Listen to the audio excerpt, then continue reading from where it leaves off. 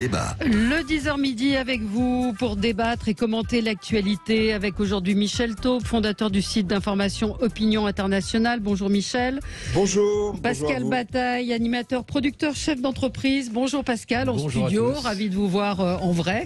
Mathis Brasca, vous êtes étudiant, vous n'êtes pas à la Sorbonne, vous allez nous dire pourquoi. Bonjour. Parce que vous êtes étudiant à la Sorbonne en sciences politiques. En plus, oui. En plus. Et Éric Revel, journaliste, éditorialiste à Sud Radio, vous le retrouvez tous les matins dans Revel en campagne. Éric non plus n'est pas à la Sorbonne, mais il n'est pas dans notre studio. Non, j'ai été à la Sorbonne. Oui. J'ai fait mon doctorat en finance internationale à Paris 1, Panthéon-Sorbonne. Donc je connais. Un doctorat quoi? En finance internationale. Ah, j'ai compris. Je pensais que vous parliez anglais, financial. Non, mais je connais bien la Sorbonne parce que j'y ai passé 6 ans, 7 ans, quoi. D'accord. Et vous avez manifesté? C'est une année. Ouais. Non, j'ai pas manifesté. Non, Ah, déjà bon. à l'époque j'étais calmé. Non, c'est quand j'étais à Paris 10 Nanterre que je manifestais. La Oui. Sorbonne, j'étais plus Et tranquille. Michel aussi, Sorbonne? Alors moi j'ai passé une année à la Sorbonne entre une Hippocagne et la Sorbonne et après je suis retourné à Strasbourg et c'était l'époque des manifs. Vous savez quand Malik Oussekine, cet étudiant, avait été tué par les voltigeurs. C'était sous l'ère Pasqua et de la lutte contre l'autonomie des universités portée par Alain, le charmant Alain Devaquet qui était vraiment Absolument. un gentleman. Pascal, Et vos états de voilà. service? Sorbonne aussi, Sorbonne Paris 4, aussi. en lettres et en philo, avant de passer à Paris 2. Voilà, Paris 3. Moi, bon, voilà, on a fait tout nos. Bon, c'était déjà le bordel à l'époque. Oui. Ça remonte à quelques années. On va évidemment parler de cette occupation de la Sorbonne aujourd'hui. On va parler de Marine Le Pen qui, pour gouverner trop seule, c'est le nouveau refrain après le diable. Maintenant, elle est trop seule. Qu'en pensez-vous? Et puis, faut-il un retour au septennat? On va essayer d'aborder tous ces sujets. Commençons avec vos coups de cœur, vos coups de gueule. Éric Revel, je commence avec vous parce que c'est le plus important. Ah bon? Vous avez un coup de gueule, non? Sur la défaite, Oui, bien sûr. Non, j'ai la un coup de défaite de gueule qui va Lyon, un peu vous c'était surprendre. ironique. Voilà. Oui. Non, ça va vous surprendre parce que, bon, en général, je commande plutôt l'économie ou la politique, mais là, je suis atterré par la descente aux enfers de l'Olympique Lyonnais, qui est un très grand club, qui est peut-être le 2e ou 3e budget de Ligue 1, qui a été humilié hier en match retour de Coupe d'Europe de football. Ouais. Par un club anglais, West Ham, c'est ça. Et ce pauvre club qui a à sa tête Jean-Michel Aulas, qui est un président emblématique, 10e du championnat. Et en fait, ça fait des années et des années que ce club sombre, ne se renouvelle pas.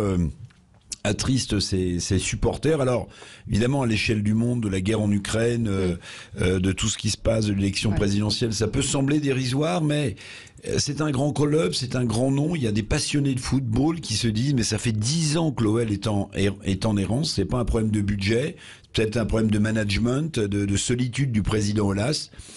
Et les résultats sont de pire en pire. Et je me mets à la place des supporters lyonnais. Alors quand on est lyonnais, on n'est pas marseillais. Quand on est niçois, enfin vous connaissez le truc. Ouais. Mais voilà, c'est un club qui sombre et qui fait partie quand même du patrimoine sportif français. Ouais. Il y a des amateurs de foot autour de la table.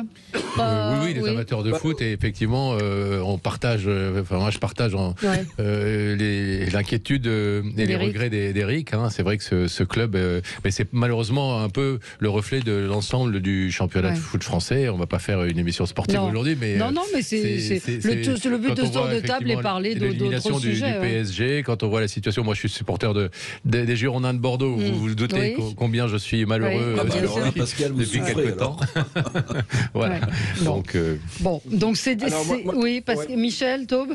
J'aimerais juste un tout petit peu nuancer. Ils ont quand même été en demi-finale de la Coupe d'Europe il y a 2 ans. C'est pas non plus totalement la descente aux enfers, mais c'est vrai que l'année prochaine ils seront certainement pas européens, ça c'est certain. Et moi qui suis plutôt pro stéphanois, Marseille. Alors vous vous réjouissez Nantes, non, parce que comme vous le dites fort justement, c'est quand même un des grands clubs français. Et on a toujours ce problème en France, sauf à importer les milliards d'euros du Qatar, d'avoir des clubs qui ont du mal à être comme les Anglais, les Espagnols, les enfin, Italiens. Attendez, quand même, le budget de Lyon, on va pas regarder, mais on va pas pleurer non plus. Le budget de Lyon, il est colossal. Bien sûr. C'est pas le PSG, il est colossal. Bon, bref. Bref, allez, on va pas faire une émission, on refait le match. Voilà. Pascal Bataille, c'est un coup de gueule. Oui, enfin une inquiétude surtout. Effectivement, je suis un peu alarmé par la perspective de rachat de Twitter par Elon Musk, qui semble de plus en plus déterminé et résolu à effectivement mettre la main sur ce réseau social ô combien important. Alors, c'est pas tant la personnalité un peu fantasque et imprévisible de Musk qui m'inquiète que le principe même de voir un milliardaire racheter un média aussi important. Alors, mais qui est déjà privé, enfin qui appartient déjà à un autre milliardaire. Qui est déjà privé, mais enfin qui appartient quand même à plusieurs, qui est en bourse. Donc qui appartient quand même à tous ses actionnaires aujourd'hui, et même s'il a un dirigeant et un fondateur, mais aujourd'hui, on assiste à ça aussi en France, et c'était aussi pour rebondir sur ce qui se passe en France avec une concentration de plus en plus importante des médias. On voit Vivendi qui fait aujourd'hui une OPA sur Lagardère, etc. Et je trouve que si on s'inquiète pas de ça, au moins dans notre pays, je pense pas qu'on ait beaucoup de moyens d'agir contre Elon Musk sur Twitter, mais il faudrait qu'on reste vigilant à l'heure où effectivement on doit élire un président de la République ou une présidente de la République. Je pense qu'il faut être de plus en plus vigilant sur la façon dont les médias sont possédés et contrôlés aujourd'hui en France. Oui, une réaction. Éric, vous connaissez bien ce secteur aussi. Oui, moi, je vais vous dire, pour moi, c'est un piège dans lequel il faut pas tomber. Je comprends la question de Pascal et la mise en perspective de la concentration des médias, mais mon cher Pascal, vous pouvez avoir 3 médias qui disent la même chose, vous pouvez en avoir 10 qui disent la même chose, ou 9,5 qui disent la même chose. Or, on aura ce débat peut-être après sur l'élection présidentielle, mais aujourd'hui, comme par hasard, la plupart des médias disent la même chose, et la plupart des médias français sont contrôlés par, ils assurent les fins de mois, c'est vrai, mais par des industriels, vous voyez. Alors après, sont-ils proches ou pas du pouvoir en place ? C'est une autre question. Mais tout ça pour dire que, évidemment, on a ce réflexe qui paraît logique. Plus on a de médias, plus les points de vue sont débattus. Mais en fait, ça dépend, parce que si tous ces médias sont contrôlés par des gens qui pensent la même chose et qui servent les mêmes, en réalité, ils sont nombreux, mais il n'y a pas de voix dissonante. On marque une pause, vous répondrez, parce que c'est un débat très intéressant. À tout de suite. Les débats avec vous sur Sud Radio dans le 10h midi, avec aujourd'hui Michel Taube, fondateur du site d'information Opinion Internationale, fondateur d'Ensemble contre la peine de mort, Pascal Bataille, animateur, producteur, chef d'entreprise, Mathis Brasca, étudiant en sciences politiques à la Sorbonne, et Éric Revel, journaliste, éditorialiste sur Sud Radio. C'est Revel en campagne tous les matins à 9h. Les étudiants manifestent dans un certain nombre d'universités, enfin à la Sorbonne, à Sciences Po et en province également dans certaines universités. Marine Le Pen, qui pour gouverner, est-elle trop seule? Et puis, faut-il un retour au septennat?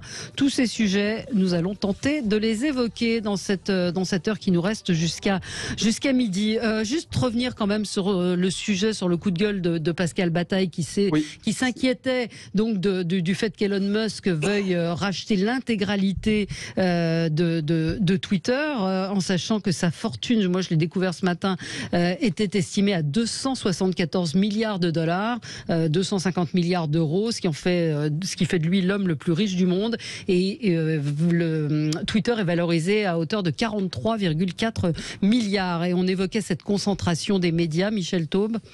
Alors déjà moi je porte un média indépendant, donc vous pensez bien que c'est depuis 11 ans, donc c'est un sujet qui pour moi est essentiel. Je pense que la France c'est quand même un des pays parmi les grandes démocraties où la concentration des médias dans quelques mains est la plus importante. Elle est moins importante en Allemagne, elle est moins importante en Angleterre, elle l'est moins en Espagne. En France c'est vraiment très très très prononcé.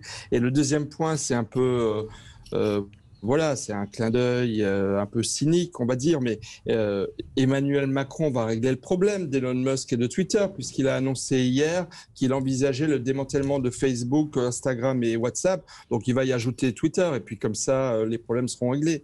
voilà la nouvelle idée qu'a proposée Emmanuel Macron pour essayer sur l'un des terrains où il a, on va dire, une mauvaise réputation, essayer de devenir le cheval blanc des solutions miracles aux problèmes des Français. Ouais. C'est sûr qu'on ne fait pas beaucoup de choses contre le monopole des GAFAM aujourd'hui et que ça pose un vrai enjeu de politique parce que c'est comme la concentration des pouvoirs. On a des gens qui sont propriétaires de leurs algorithmes et qui peuvent aujourd'hui avoir des influences sur les élections. On a vu ça aux États-Unis. L'Europe, elle fait rien. Arnaud Montebourg, d'ailleurs, il disait une phrase qui était intéressante. Il reprenait la théorie un petit peu de la colonisation numérique, qui disait que nous, en Europe, on a un vrai problème aujourd'hui, c'est que tous nos outils, jusqu'à certains outils utilisés par l'armée, étaient des logiciels, des algorithmes américains. Aujourd'hui, voir un milliardaire qui possède ça, c'est pas quelque chose qui est bon pour la démocratie. Mais regardez le complément d'enquête qui a été diffusé hier sur France 2. On a reçu la journaliste qui a fait cette enquête sur le ciblage politique. Les sommes qui sont dépensées par les politiques sont assez impressionnantes et les données, surtout, sont détenues sur le site de Google, Amazon aux États-Unis. Et la seule réponse de la propriétaire de celle qui tient de la PDG de cette entreprise dit mais évidemment qu'on fait très attention, on s'est basé sur la confiance. Mais oui, mais lors de l'affaire McKinsey, je me souviens qu'Éric Zemmour, il avait lancé aussi une sorte de pétition, etc. Et lorsqu'on regarde effectivement les données utilisées par Éric Zemmour dans sa campagne, beaucoup étaient hébergées aux États-Unis. Donc en vrai, ces genres de problèmes, on les retrouve partout. Mais Éric, pardon, vous voulez réagir ? Oui.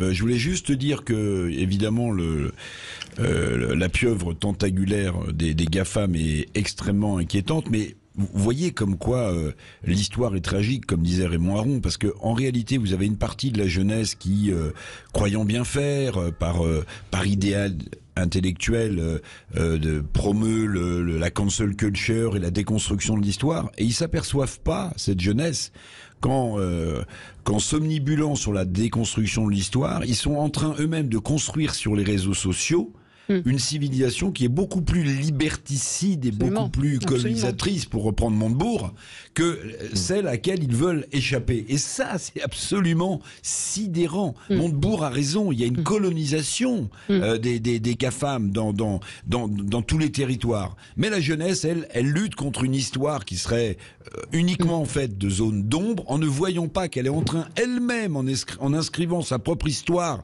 sur les réseaux sociaux, de construire une histoire 100 fois plus liberticide et colonisatrice. Absolument. On va passer à votre coup de gueule, Michel Taube.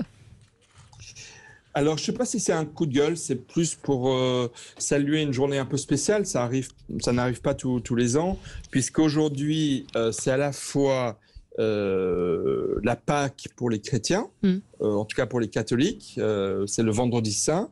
D'ailleurs, en Alsace-Moselle, c'est déjà journée fériée, puisque comme dans les pays germaniques, Allemagne, Suisse et d'autres, c'est déjà un jour férié.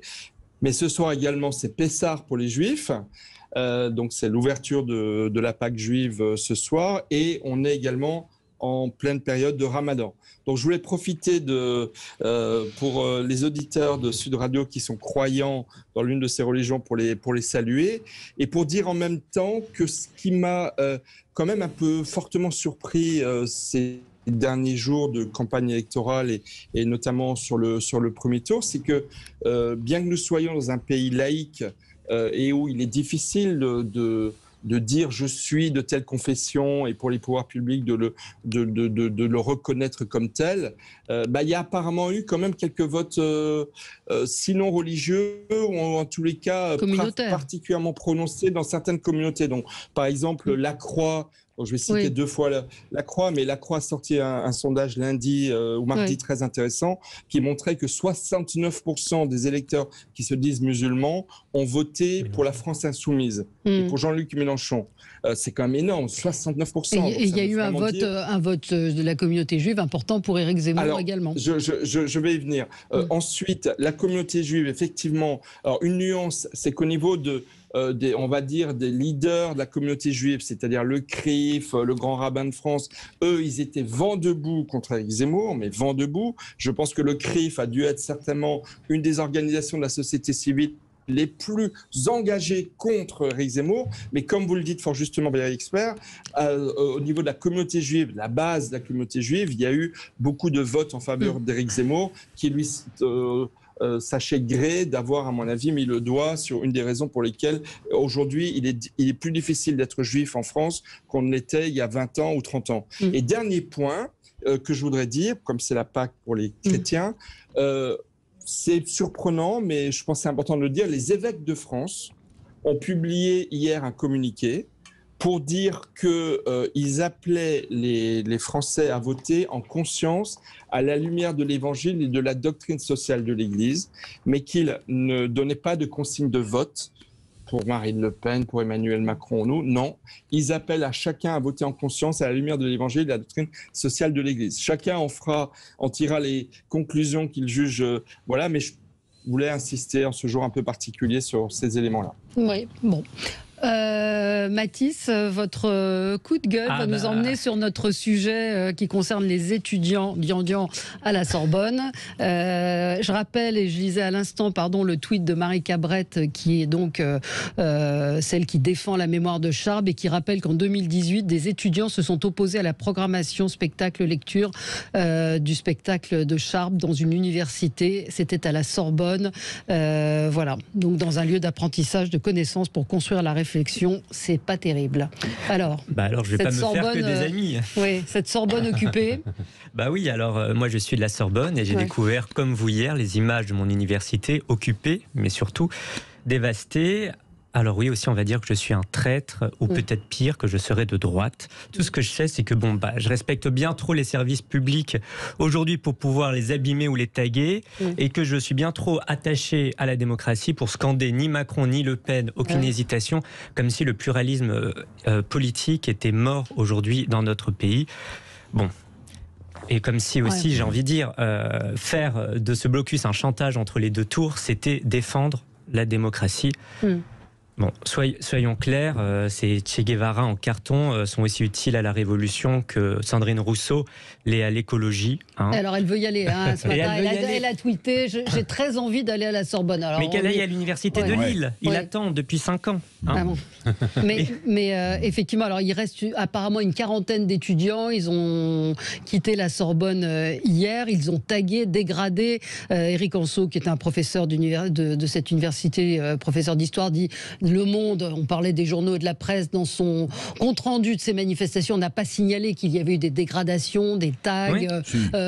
Le Monde hier ? Oui. Ah bon, oui. Alors... Moi, j'ai lu un papier du Monde citant l'AFP expliquant que les étudiants, là, les défenseurs de la démocratie balançaient des extincteurs, des chaises sur les policiers ou les CRS qui étaient en bas. Enfin, je l'ai lu dans un papier du Monde.fr hier. Mais moi, je suis content d'entendre un étudiant de la Sorbonne, mon ancienne fac, que j'ai adoré, le lieu historique, la place du Panthéon, enfin tout ça est magnifique. J'aime beaucoup l'idée quand même que une poignée d'étudiants foutant le bordel dans l'université, à mon avis, pour des sujets, et je vais m'y étendre juste une seconde, qui sont scandaleux, au moins un étudiant qui prend la parole, au risque d'ailleurs, il le dit en commençant de paraître pour un traître, pour quelqu'un de droite, voire d'extrême droite. Vous voyez ce que je veux dire ? Bon, moi, je vais vous dire, parmi les 2 mots d'ordre que j'ai vus, il y avait une banderole qui a été relayée sur le fronton de la Sorbonne. C'était « Nous ne voulons ni de Le Pen ni de Macron, pas de leur monde ». Bon, très bien. Vous savez, ça fleure bon les petits slogans 68 arts. Vous avez dit étudiants d'urgence, parce qu'à l'époque, les gens, c'était CRS-SS. Vous voyez, les CRS étaient aussi des fascistes et des gens d'extrême droite. Bon, je ferme la parenthèse.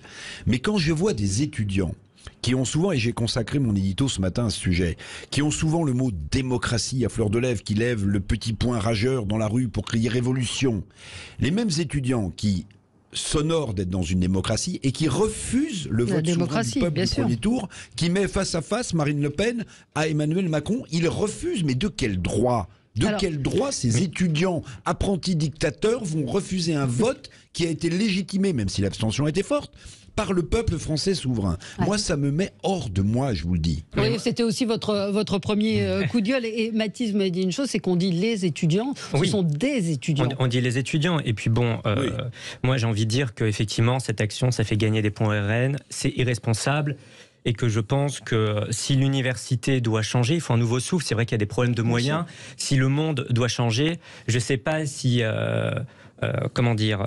si occuper et si détruire et si affirmer ainsi leur indifférence au travail des femmes de ménage qui passeront derrière, c'est jeter les bases d'un monde plus égalitaire. Voilà.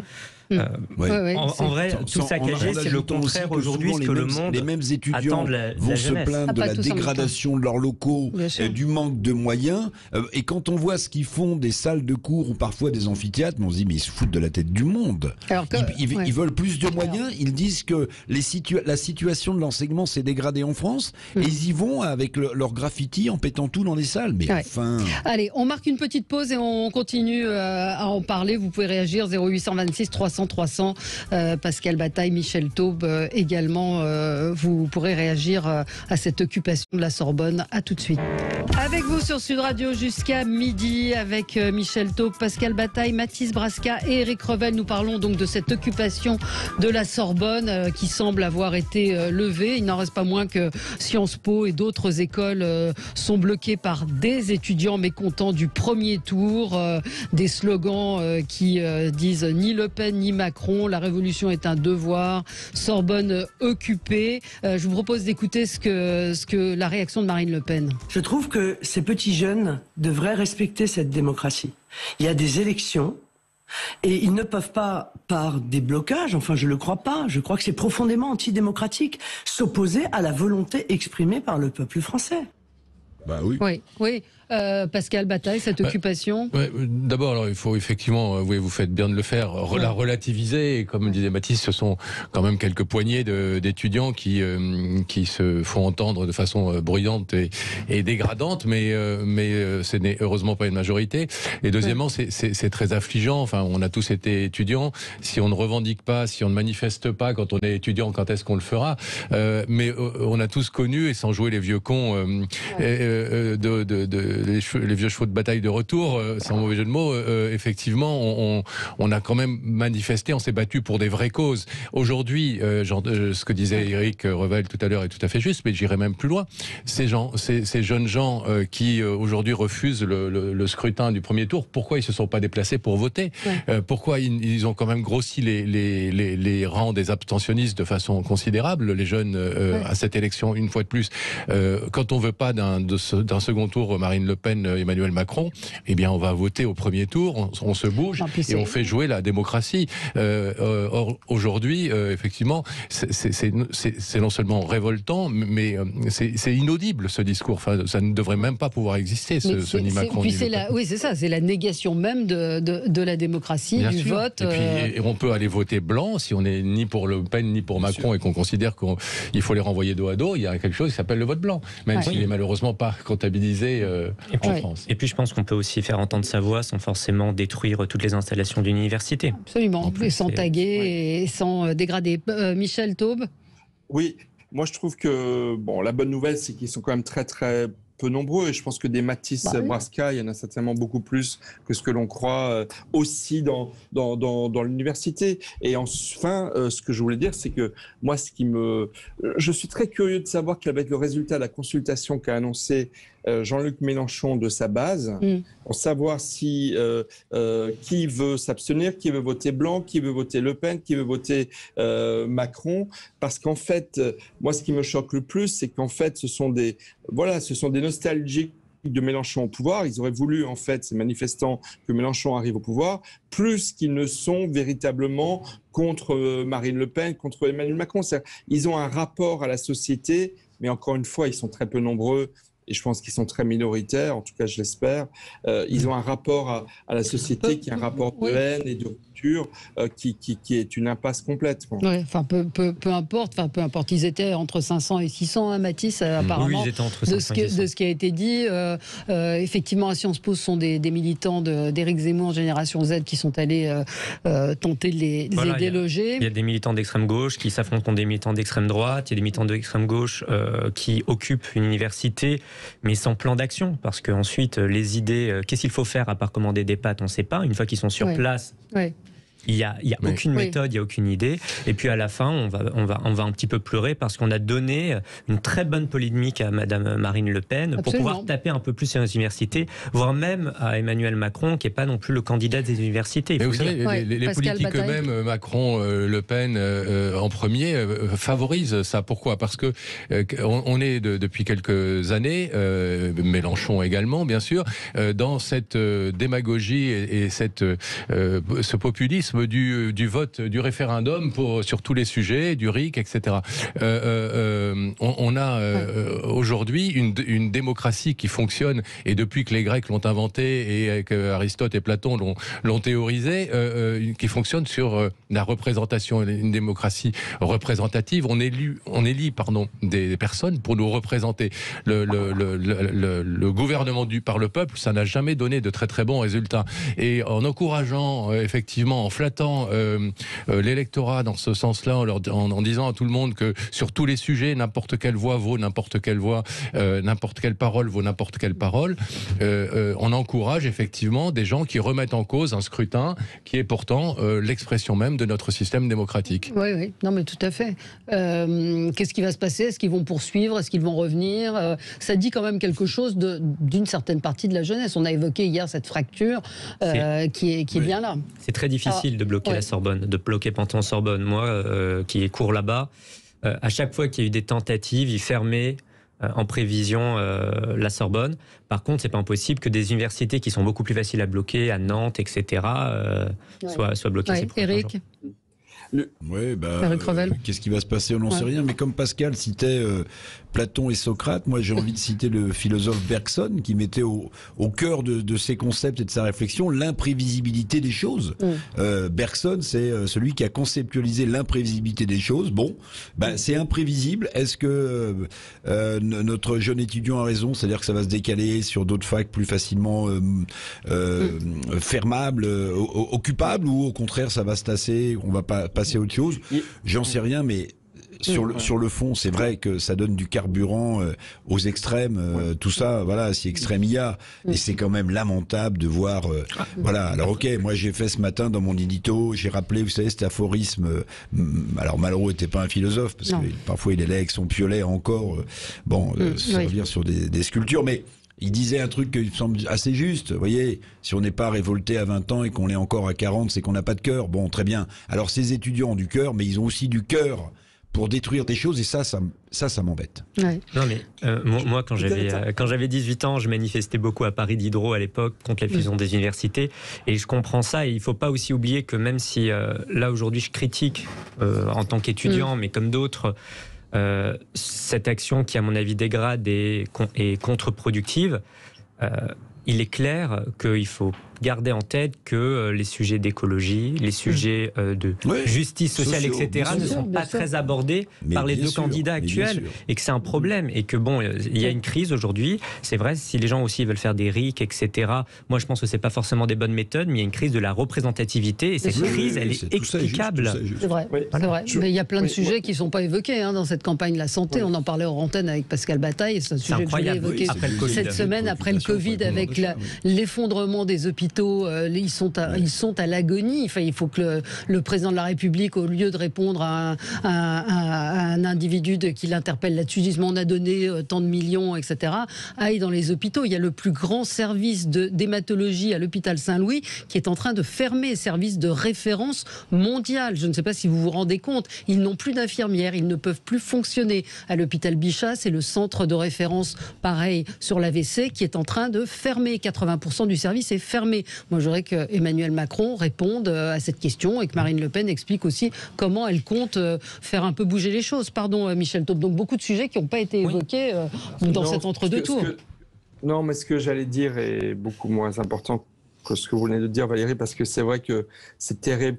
On n'a absolument pas tiré les leçons ni de la crise Covid, ni de tous les signaux d'alerte qui ont été lancés par les soignants depuis des années. Et honnêtement, comme sur beaucoup de sujets, le sentiment est très profond dans la société française qu'on a perdu 5 ans.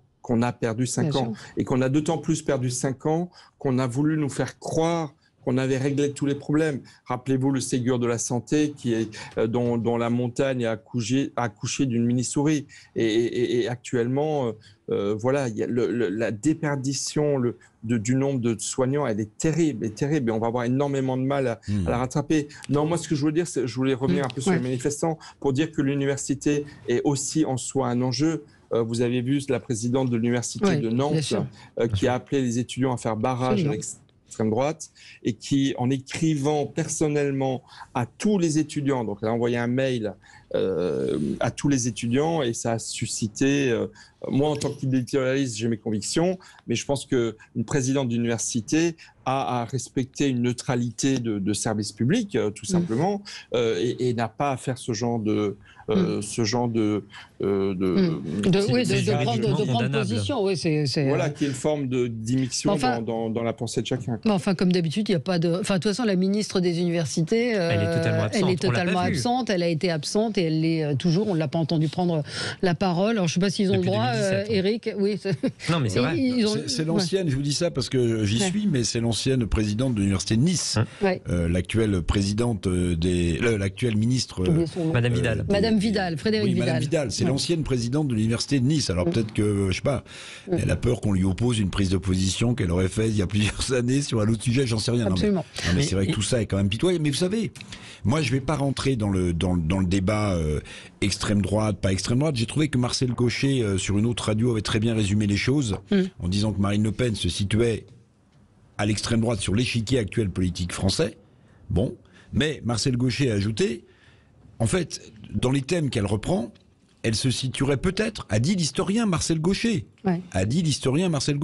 elle se situerait peut-être plutôt à l'origine et au début de la Ve République. Donc en fait, il l'assimile dans ses prises de position à une sorte de gaulliste à l'ancienne, même s'il dit que sur l'échiquier politique français, elle serait plutôt classée à l'extrême droite. Je dis ça parce que aujourd'hui, le seul truc dont on parle, et malheureusement, je vais m'arrêter rapidement pour pas trop en parler, c'est de savoir si, elle est d'extrême droite et si le camp d'en face est celui de la bienveillance. Bon, mais pendant qu'on parle de ça, justement, on ne parle pas de pouvoir d'achat, on ne parle pas de la question de la santé, on ne parle pas de projet contre projet, on ne parle pas du bilan d'Emmanuel Macron. Non. Ça ne choque personne. Choque personne quand on dit. Quand on entend le ministre des Finances ou le président de la République ou le Premier ministre expliquer à force d'exemples combien ils ont réindustrialisé la France et qu'en même temps on se paye un déficit commercial de 90 milliards d'euros, ça ne choque personne. Personne ne fait de commentaires. Donc tous ces sujets, la santé, le pouvoir d'achat, le bilan, on n'en parle pas et on se focalise sur un seul truc. Alors, avec des médias qui sont en relais de tout ça. Regardez le Parisien. Je veux dire, le Parisien, il fait à la fois sa une sur tous ces sportifs qui, d'un seul coup, s'aperçoivent qu'ils vivent dans le multiculturalisme et que Madame Le Pen serait l'extrême abominable. Et puis, c'est les mêmes qui font un papier en disant, mais au fait, Marine Le Pen est-elle seule à gouverner. On sent qu'il y a... C'est ce que j'ai dit au début. On est passé de Marine Le Pen, extrême droite, qui va faire mourir les pauvres, ce que dit Gérald Darmanin, à le nouvel argument qui est-elle seule. Mais vous avez raison, on ne parle pas des sujets de fond. On va parler de Marine Le Pen dans un instant avec vous. À tout de suite. Les débats avec vous sur Sud Radio. On est ensemble jusqu'à midi. Grosse info pour nos amis toulousains. Le premier tour est annulé dans le plus grand bureau de vote de Toulouse. C'est le Conseil constitutionnel qui a annulé ce scrutin à cause d'une erreur matérielle. Les chiffres du dépouillement ne correspondaient pas à ceux du procès verbal des résultats. Ça ne changera pas grand-chose au résultat final, mais voilà, comme je sais que nous avons beaucoup d'auditeurs à Toulouse, je vous fais part de cette information. 1479 suffrages ont été exprimés. C'est Jean-Luc Mélenchon qui était arrivé en tête dans ce bureau, donc pas d'inversion du second tour. Nous parlions donc de Marine Le Pen. Marine Le Pen, donc vous l'avez évoqué, à la une du Parisien ce matin, est-elle seule? C'est la petite musique qu'on entend dans les médias depuis 24 heures. Écoutez ce que répond Marine Le Pen à cette question. Est-ce que qui sera votre Premier ministre? Est-ce que vous avez une équipe autour de vous? Elle était invitée de BFM TV. Écoutez. Je nommerai un Premier ministre, et c'est lui qui constituera son gouvernement. Est-ce que les Français connaissent ce Premier ministre? Non, mais je pense que personne ne vous annonce à l'avance qui est son Premier ministre. Ça n'est jamais... C'était pas ma question. Non, mais ça n'est jamais arrivé, donc ça n'arrivera pas plus aujourd'hui. Voilà. Alors, oui, elle avait dit qu'elle nommerait Nicolas Dupont-Aignan il y a quelque temps. On a tous pensé à ça. C'est mauvaise mémoire, oui. Oui, elle a mauvaise mémoire. Il y a eu des papiers qui lui ont rappelé ça. Maintenant, on peut quand même se poser la question, effectivement, de savoir si elle est seule, qui elle a dans son entourage, Pascal Bataille. Oui, c'est même une question fondamentale, parce qu'on élit un président de la République ou une présidente de la République, mais on élit quelqu'un qui doit gouverner la France, diriger la France pendant 5 ans. Effectivement, moi, je cherche désespérément dans l'entourage de Marine Le Pen des noms qui pourraient devenir le ministre des Finances, le ministre des Affaires étrangères, le ministre de la Justice, etc.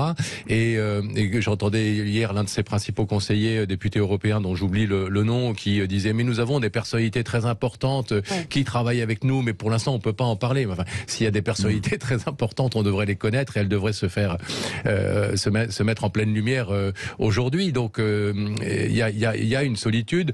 Jordan Bardella, président du parti, n'est pas quand même l'homme politique le plus brillant que la France ait connu. Et la nature ayant horreur du vide, si c'est lui qui est à cette place, c'est qu'il n'y a pas sans doute énormément de candidats aujourd'hui pour porter les idées du Rassemblement national. Donc effectivement, alors c'est vrai qu'Emmanuel Macron à l'origine était un homme qui sortait pas du sérail à proprement parler politique. Et c'est vrai que lors des législatives, une chèvre aurait pu être élue, et d'ailleurs il y en a eu quelques-unes élues avec l'étiquette Emmanuel Macron. Mais moi je m'interroge fortement dans l'hypothèse où Marine Le Pen gagnerait l'élection, sa capacité à former un gouvernement, sa capacité évidemment à avoir une majorité, a fortiori, je la trouve très très seule, effectivement. Remarque d'une auditrice à l'instant qui me dit sincèrement, tous vont courir faire partie de son gouvernement. Vos invités ignorent la cupidité et le narcissisme des élus. On l'ignore pas, évidemment. Alors moi j'allais dire. Eric, allez-y. Oui, non, juste. Bon, j'entends avec beaucoup d'intérêt ce que dit Pascal Bataille, mais quand Emmanuel Macron a été élu il y a 5 ans à la surprise générale, si on lui avait demandé quelle personnalité connue l'entourait si éventuellement il était élu chef d'État, je pense que les noms qu'il nous aurait cités n'auraient pas dit grand-chose à grand monde. Je vous rappelle que Bruno Le Maire, quand même, quelques mois avant, dit pique-pendre sur des antennes d'Emmanuel Macron comme président de la République. Comme Gérald Darmanin. Comme Gérald Darmanin, comme les autres. Et puis deuxième point, et là l'auditrice a raison, et je voulais souligner ce point, moi qui connais un peu le milieu politique depuis quelques décennies, c'est que ne vous en faites pas. Il y a toujours des gens qui viennent à la soupe, et parfois des gens de qualité d'ailleurs, qui ont été bien nourris par ailleurs et qui reviennent à la soupe.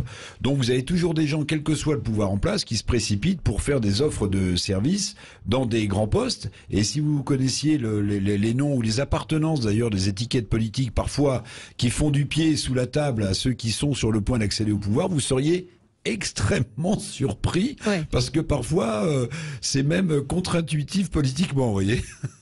Oui, Michel Taube. Non, moi je pense qu'elle est très seule. Évidemment qu'elle est très seule. Politiquement, elle est très seule. Après, je pense qu'au niveau de tous les grands corps constitués de l'État et de la société, il y aura des volontaires. J'aurais pas des mots aussi durs que votre auditrice, mais elle a malheureusement grandement raison aussi. C'est que il va y en avoir plein qui vont aller proposer à Marine Le Pen leurs services pour. À mon avis, c'est déjà le cas. Et à mon avis, c'est effectivement déjà le cas. Et donc, la politique a horreur du vide, et je pense que ce vide sera très très. Mais politiquement, elle est très seule. C'est juste, et je pense que le plafond de verre sur lequel elle va peut-être buter d'ici la fin de la semaine prochaine, il est notamment de cet ordre-là. Et donc, moi, je suis tout à fait d'accord avec Pascal Bataille. Elle est seule. C'est une réalité politique. Pour ne pas ajouter des considérations de valeur. Alors, est-ce qu'elle doit... Alors, d'abord, Mathis Brasca... Moi, je tempère un petit peu personnellement ce propos. Politiquement, je pense que c'est pas très stratégique pour des personnalités politiques reconnues de rejoindre un gouvernement qui serait sûrement très chaotique de Marine Le Pen pour appliquer son programme. C'est-à-dire, on imagine un haut fonctionnaire reconnu, par exemple, gérer le ministère de l'économie alors qu'il faut sortir de l'Union, il faut pas sortir de l'Union européenne, mais en même temps il faut remplacer par l'Union des nations, mais en même temps il faut rester dans l'euro. Enfin, je pense que après, mais attendez, là il y a deux choses différentes. Il y a deux choses différentes. Pardonnez-moi.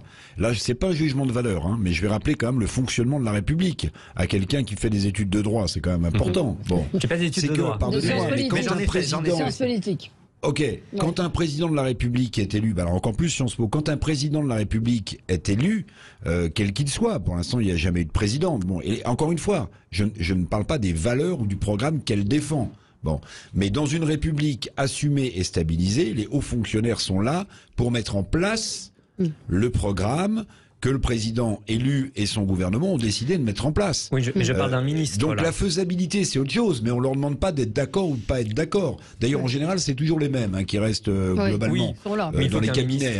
Emmanuel Macron devait faire le grand vide et devait s'occuper de tous les hauts fonctionnaires. Bon, à part supprimer le symbole de l'ENA, il a pas vraiment changé le système. Donc attention quand même. Je parle pas de hauts fonctionnaires, je parle vraiment d'un haut fonctionnaire qui deviendrait ministre. Le ministre, lui, il a une image, on va dire, globale du projet, et s'il est un petit peu si c'est quelqu'un même pas de brillant, de quelqu'un qui connaît ses dossiers, il sait que le programme de Marine Le Pen est bancal. Après, au niveau des gens qui sont autour d'elle, parce qu'on sait que Marine Le Pen, elle n'a pas, comme d'autres partis politiques, une galaxie d'intellectuels qui la conseillent, malheureusement pour elle. Autour des gens qui sont autour d'elle, il y a quand même un think tank qui s'appelle Horace, je crois, dont certains médias ont parlé, qui pourrait mentionner de probables ministres, futurs ministre de Marine Le Pen. Donc ce sont des hauts fonctionnaires, ce sont des préfets qui conseillent aujourd'hui Marine Le Pen, parfois qui sont un petit peu fantasques aussi. Oui. Mais c'est vrai que c'est un petit peu compliqué. Est-ce qu'elle a intérêt à sortir de l'ambiguïté, parce qu'on sent que ça va être aujourd'hui l'un des éléments de langage de la République En Marche et du camp du candidat Macron, c'est-à-dire je pense que si elle le peut, si elle le peut, elle a tout à fait intérêt à le faire, effectivement, parce que moi je suis tout à fait d'accord évidemment avec ce que disait Éric et votre auditrice. Bien évidemment, je n'ai aucune candeur, aucune naïveté sur le fait que si elle était élue, elle serait rejointe, ralliée par des opportunistes qui brigueraient les portefeuilles. Mais pour autant, elle est aujourd'hui extrêmement seule. Ces ralliements, ils vaudraient ce qu'ils vaudraient. Effectivement, je suis aussi assez d'accord avec ce que dit Mathis sur le fait que je pense que tout le monde n'irait pas pour autant. Et peut-être que les plus intéressants et les plus brillants de nos politiques, quelles que soient leurs idées, n'iraient pas forcément. Et en tout cas, si aujourd'hui elle a des noms, il faut qu'elle les dise, comme disait un ancien ministre de François Mitterrand. Il suffit pas de dire que les têtes doivent tomber, il faut dire lesquelles. Là, il suffit pas de dire que des têtes peuvent émerger, il faudrait dire lesquelles. Paul qui laisse. Oui, Michel Taube. Faut pas oublier qu'en 2017, elle avait tenu une conférence de presse entre les deux tours avec Nicolas Dupont-Aignan, et elle avait annoncé que si elle était élue, il serait son Premier ministre. On a vu la suite. Moi, je pense que la raison principale pour laquelle elle ne peut pas donner des noms, c'est que beaucoup de celles et ceux qui lui ont peut-être proposé leur service en cas de victoire veulent absolument attendre de savoir si elle va gagner et qu'ils ne veulent pas prendre le risque de s'exposer avec elle dans l'hypothèse où elle perdrait. Bien sûr. Oui, mais quel signal ça envoie? Oui, mais c'est ça. Elle est coincée. Je pense aussi qu'elle a peut-être, j'imagine que sentant qu'elle peut peut-être arriver au pouvoir, elle a déjà pris beaucoup de contacts avec des personnes qu'elle-même pressent pour pouvoir non pas la soutenir elle, mais soutenir la France, parce que c'est quand même l'intérêt du pays que d'aider le président ou la présidente élue à éviter le chaos. Mais je pense que beaucoup ne veulent absolument pas apparaître tant qu'ils ne savent pas si elle est élue ou pas. Éric, elle peut sortir de l'ambiguïté, ou du silence sur ce sujet? Non, mais je partage ce qu'il vient de dire. Mais attendez, je voulais juste poser. Vous savez, moi, je suis dans la provocation et dans l'analyse permanente. Pourquoi est-ce que dans ces cas-là, ça ne nous choquerait pas autant si on posait la question à Emmanuel Macron de savoir qui sera son prochain Premier ministre? Oui, c'est vrai. Oui, pourquoi ça ne nous choquerait pas? Pourquoi est-ce que si on lui pose la question et qu'il répond « je vous le dirai pas », personne ne fera de commentaire? Pourquoi? Non, mais il y a... Moi, ça me choque, moi, ça me choquerait, en l'occurrence. Mais personne ne lui posera la question parce que tout le monde considérera que c'est une sorte de secret quasiment d'État. Ça devrait pas l'être. Oui, ou qu'il est en capacité... C'est pas un constat. C'est pas un jugement de valeur. Hein. Je dis simplement, regardez comment on fonctionne. Regardez comment on fonctionne. Personne ne va poser cette question à Emmanuel Macron. Elle lui a pas été posée. On se dit, il est au pouvoir, c'est le chef de l'État, il a pléthore de gens sérieux, crédibles, importants, etc. Mais personne ne va lui poser la question. Et s'il refusait d'y répondre, personne n'en ferait un pataquès. Oui, mais est-ce que comparaison n'est pas raison, comme on dit? Non, mais d'accord, mais pourquoi on aurait envie de savoir, justement. Ça peut être un argument électoral. Moi, j'ai envie de savoir qui Emmanuel Macron pourrait prendre comme Premier ministre. Et même les gens qui vont voter avant le second tour, ça pourrait donner d'ailleurs une indication sur le début de ce nouveau quinquennat. Parce qu'il y a des noms qui circulent. Ça serait certainement pas Nicolas Dupont-Aignan. Pourquoi? Vous voyez comment on est structuré? Comment on est structuré? Allez, on est obligé de marquer une pause parce que c'est l'heure de la pub et on se retrouve dans un instant. Les débats avec vous jusqu'à midi. Petite remarque faite par Eugénie Bastier, qui est journaliste au Figaro, certes, puisque chacun a son prisme, mais elle signale le communiqué de l'agence France Presse, ou en tout cas le compte rendu à propos des étudiants, qui dit plusieurs centaines d'étudiants se sont rassemblés devant la Sorbonne avant d'être expulsés par des militants d'extrême droite. Donc d'un côté, ce sont de simples étudiants, de l'autre, ce sont des militants d'extrême droite, en toute objectivité, dit-elle. C'est vrai que c'est une manière toujours de présenter les choses, parce que, encore une fois, pour revenir à notre débat précédent, ce ne sont pas les étudiants, ce sont des étudiants. Des étudiants avec dedans aussi des militants d'extrême gauche. Continuons tout de même sur Marine Le Pen et sa possibilité d'accéder au second tour. On a vu que dans notre... d'être élu, on a vu dans notre balise IFOP fiduciale pour Sud Radio que les traits les traits de caractère de Marine Le Pen, enfin les attributions étaient devenues positifs, qu'il y a eu un vrai changement de vision sur la personnalité de Marine Le Pen, c'est-à-dire la plus apte à combattre l'insécurité, à régler le problème du pouvoir d'achat. Elle a progressé. Alors, elle a aussi progressé dans un autre sens, c'est-à-dire qu'elle a pris plus de 7 points sur fait peur et inquiète. Mais c'est vrai qu'elle a quand même acquis une certaine crédibilité depuis quelque temps. Donc, est-ce que ça peut jouer en sa faveur? Je ne sais pas qui veut. Michel? Moi, oui, elle a réussi son pari pris il y a 10 ans maintenant, de se recentrer, de ne plus être associé à la figure de son père, d'être fréquentable, d'être sympathique. Bref, ce pari, elle l'a réussi. Après, ça, c'est une image. Est-ce que parce qu'elle aime les chats et parce que elle a une bonne image, est-ce qu'elle va faire une bonne présidente de la République? Et deuxième question, est-ce qu'elle sera en mesure d'appliquer? Je ne prends que la partie du programme qui, moi, m'importe le plus. C'est la question de la laïcité et la question de la sécurité. Est-ce qu'elle sera en mesure de le faire? Est-ce qu'elle va vouloir le faire? Et j'aimerais revenir un tout petit peu sur le débat d'avant. Est-elle seule? C'est pas tellement la question de savoir qui sera sa ou son Premier ministre. C'est plus la question de savoir qui seront les centaines, peut-être le millier de femmes et d'hommes qui devront accompagner le président de la République élu pour mettre en œuvre son programme, pour diriger la France, pour gouverner le pays. Et ça, c'est quand même une question qu'on a le droit de se poser. C'est pas quelques personnes dont il s'agit. Aux États-Unis, le système est beaucoup plus simple. C'est le spoil system. Un président de la République est élu, derrière vous avez des centaines de personnes qui quittent leurs fonctions respectives, qui sont remplacées par d'autres personnes qui ont fait allégeance au candidat qui a gagné. En France, ça n'est pas comme ça. Donc on est effectivement, elle est Marine Le Pen, mais nous sommes, nous les Français, face à une inconnue, parce qu'on ne sait pas effectivement si elle sera en mesure de s'entourer dans les 2, 3 mois, 6 mois de ces centaines et peut-être milliers de personnes dont l'État a besoin et pour gouverner le pays. Et on a le droit de se poser la question parce que je crains malheureusement qu'elle ne les ait pas. tout simplement. Ouais. Et Emmanuel Macron, effectivement, Éric Revel posait la question avant la pub, qui va l'entourer? Quel gouvernement va-t-il faire? Pour l'instant, on n'a pas d'éléments sur ce sujet. Encore qu'on est en train de se contredire avec ce qu'on disait précédemment, c'est-à-dire qu'on ne parle pas des sujets de fond et on est sur de la cuisine politique. Hein. Je sais pas qui veut...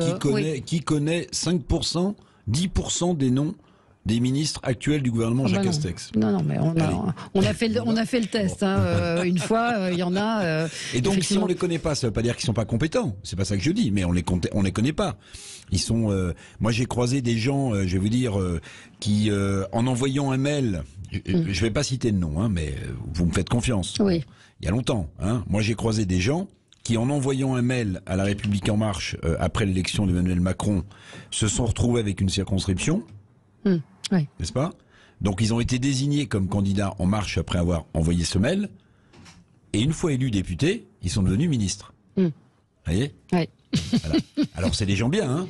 Oui. Il faudra nous passer l'adresse mail. Moi je les connais, mais si je vous dis les noms, si, il y en a un ou deux que vous connaissez. Mais tout ça s'est passé avec un envoi de mail. Le type, il est devenu député. Il a gagné dans sa circonscription avec la vague Macron en 2017 et il est devenu ministre. Bon, très bien. Mais il a sûrement plein de compétences pour l'être. Mais il y a le hasard et la nécessité. Mais Jacques Monod, très beau livre. Le hasard et la nécessité. Mais là, il y a effectivement aussi la question des législatives qui va arriver très très très vite. Éric a raison de rappeler, et je le disais tout à l'heure, effectivement, de façon triviale et un peu méchante, que des chèvres auraient pu être élus avec l'affiche Emmanuel Macron et que certains l'avaient été.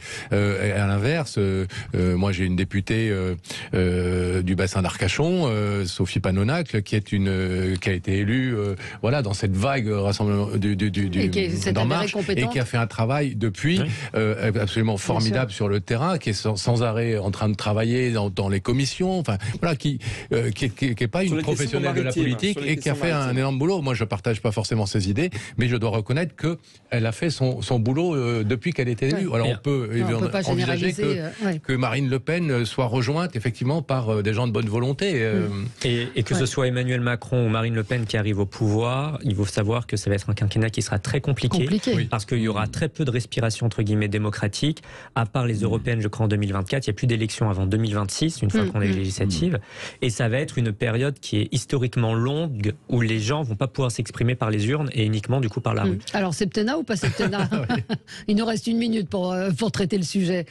Éric, il faut revenir au septennat? Hein? Ce sera pareil. Ça serait une bonne chose, parce que ça permettrait de décaler la longévité des députés à l'Assemblée nationale et qu'ils ne soient pas calqués sur le mandat du président. Donc c'est c'est une bonne chose. Et puis accessoirement, ça permettrait peut-être de battre d'égaler en tout cas le record de François Mitterrand au pouvoir, parce qu'il a fait 2 septennats. Voilà. Mais c'est une bonne chose. Mais et est-ce qu'il ne faudrait pas aussi, alors là je sors un petit peu du sujet, mettre les législatives le même jour que l'élection présidentielle? Alors, alors moi, c'est ce que je voulais dire, Valérie, c'est que beaucoup plus important que le septennat, ce serait d'inverser l'ordre de l'élection législative et présidentielle. C'est Lionel Jospin qui avait fait passer ce changement absolument catastrophique. Ce serait beaucoup plus important et ça rééquilibrerait entre le pouvoir omnipotent du président de la République et le Parlement. Et enfin, j'aimerais te dire une chose, c'est que si jamais Emmanuel Macron est réélu, il faut savoir qu'il ne pourra pas se représenter dans 5 ans. Bien sûr. Puisque, un mot, en fait, Pascal, il ne peut faire septennat, que 2 mandats. Non, moi, personnellement, je pense que c'est trop long, 7 ans, et je pense, à l'inverse d'Éric, qu'il faudrait vraiment calquer les législatives et la durée du mandat présidentiel, et comme Michel le propose, de faire les législatives avant. Avant, évidemment. Les législatives avant, 6 ans, parce que 7 ans, c'est trop long, et 5 ans, c'est pas assez long. Et bien sûr, quelle est la durée, 6 ans de législative. L'idée de Valérie de le faire le même jour, je trouve que c'est une bonne idée. On en reparlera, parce que là, l'heure tourne, et le temps qui nous est imparti est terminé. Voilà, je vais me présenter. Merci à vous. On se retrouve lundi. On sera là, nous, pour ce lundi de Pâques, pour vous accompagner sur Sud Radio. Très bon week-end.